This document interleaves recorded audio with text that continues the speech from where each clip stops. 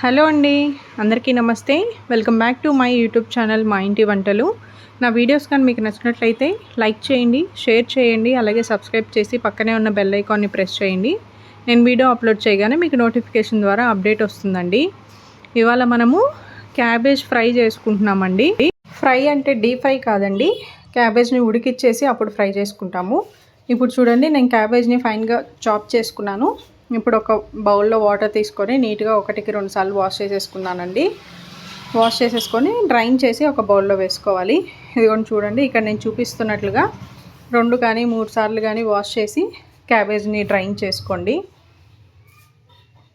క్యాబేజ్ని అంతా డ్రైన్ చేసేసుకొని ఇందులోకి ఒక 1 గ్లాస్ వాటర్ వేసేసి కొంచెం పసుపు, ఒక 1 స్పూన్ ఉప్పు వేసేసి ఉడకపెట్టుకుందామండి. ఫస్ట్ ఒక 10 మినిట్స్లో ఉడికిపోతుంది మనకు చక్కగా. చూడండి, 10 మినిట్స్ అయ్యాక ఈ విధంగా ఉందండి. ఈ విధంగా మీకు ట్రాన్స్పరెంట్గా కనిపిస్తే మన క్యాబేజ్ ఉడికిపోయినట్లే అండి. అది డ్రైన్ చేసేసి పక్కన ఒక ప్లేట్లో పెట్టేసి ఫ్యాన్ కింద పెట్టేసేయండి. ఇందులోకి మనము తాలింపు వేసుకుందాం. ఒక బౌల్ పెట్టేసి ఒక 1 స్పూన్ ఆయిల్, ఒక 1/2 స్పూన్ జీలకర్ర, ఆవాలు వేసేసి మినపప్పు 1 స్పూన్ వేస్తున్నానండి. దీంట్లోకి మినపప్పు వేస్తే చాలా టేస్ట్గా ఉంటుంది. మీ దగ్గర పచ్చెనగపప్పు ఉంటే కూడా వేసుకోండి. ఎండుమిరపకాయలు, వెల్లుల్లి కూడా వేసుకోండి ఉంటే. ఇప్పుడు చూడండి, నేను వాటర్ పిండేసిన క్యాబేజ్ని ఇందులో వేసేస్తున్నానండి.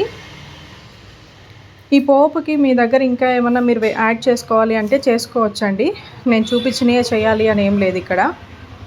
చూడండి, ఒక 1/2 స్పూన్ ఉప్పు వేసేసి దాన్ని కొంచెం ఆయిల్లో ఫ్రై చేసేసాక ఒక 2 మినిట్స్ వదిలేసి అప్పుడు కొబ్బరి కారం వేసుకుంటున్నానండి. మీ దగ్గర కొబ్బరి కారం అవైలబుల్లో లేకపోతే నార్మల్ కారం వేసి కూడా ఫ్రై చేసుకోండి, కానీ కొబ్బరి కారం వేస్తే టేస్టీగా ఉంటుందండి. ఈ కొబ్బరి కారం రెసిపీ కోసం నేను ముందు వీడియోస్లో చెప్పున్నాను మీకు, ఒకసారి ఆ వీడియోస్లోకి వెళ్ళి చూడండి. కారం వేసేసాక 2 to 3 మినిట్స్ వరకు ఫ్రై చేస్తే మన ఫ్రై రెడీ అయిపోయిందండి. అలాగే వీడియో నచ్చితే లైక్ చేయండి.